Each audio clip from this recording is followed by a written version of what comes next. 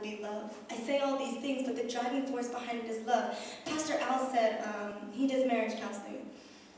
And I heard him say a long time ago, when couples come to him and they just messed up and they don't know where to go from there, the one thing he asked them is, why did you get married to begin with? And they all said, oh, well, we were in love. We loved each other so much.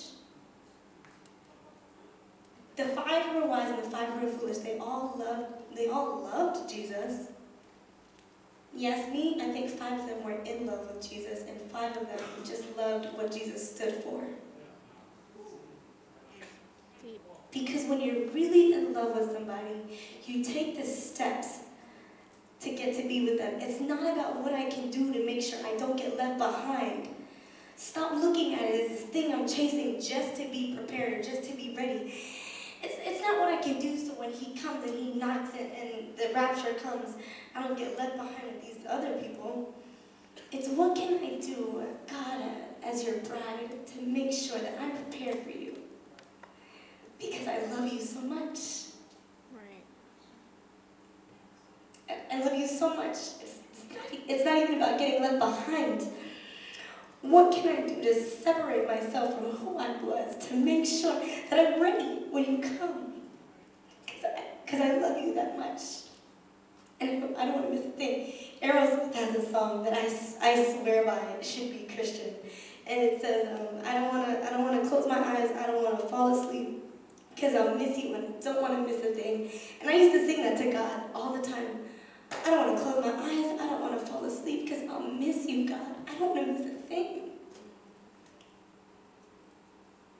I think it was Pastor Reese that said a while ago, I wasn't even here, but it was like the latest Facebook craze. Everyone put one of his quotes on their status. It was like, to know him is to love him is to something. I don't remember it, I wasn't here, but I saw it on people's Facebook. To know him is to love him. How much do you really love him? Do you love him enough just to get by? Or do you love him enough to prepare yourself? How much do you love him? All these things that we do, it's about the covenant with God.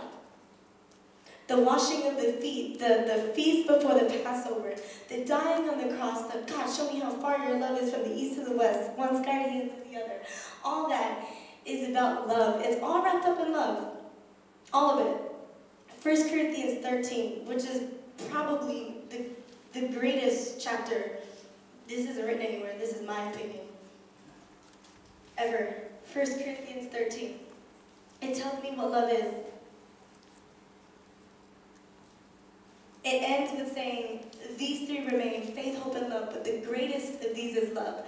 It's good, have a lot of faith, have a lot of hope, but the greatest of these is love. Why? Because it's patient, it's kind, it's all these things. It says, if I could speak all the languages of earth and of angels, but I don't love others, I would only be a noisy gong or a clanging cymbal. If I had the gift of prophecy, and if I understood all of God's secret plans, and possessed all knowledge, and if I had such faith that I could move mountains, but I didn't love others, I would be nothing. If I gave everything I had to the poor and even sacrificed my body, I could boast about it, but if I don't love others, I would have nothing. Love is patient, it's kind. If I really love God and I'm really patient, I won't get weary in well-doing and I won't become the 5 who are foolish.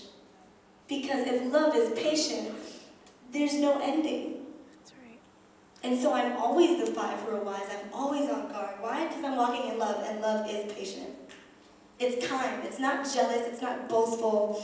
It's not proud. It's not rude. It doesn't demand its own way. Again, dying to self. I decrease so God can come increase. Why? Because I'm guided by love. What is love? It's not bound to its own way. It doesn't demand its own way. Because it loves a cause that's so much deeper than itself.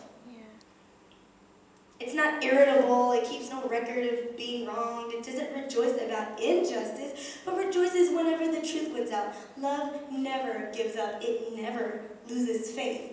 It's always hopeful, it endures through every circumstance.